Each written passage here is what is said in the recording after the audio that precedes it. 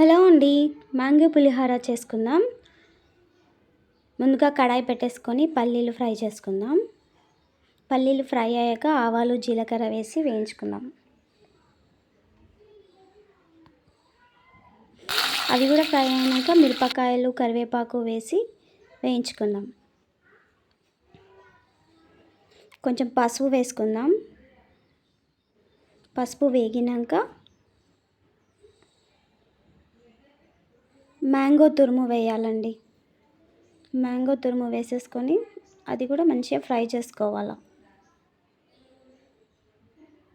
Salt వేసుకొని fry చేద్దాము.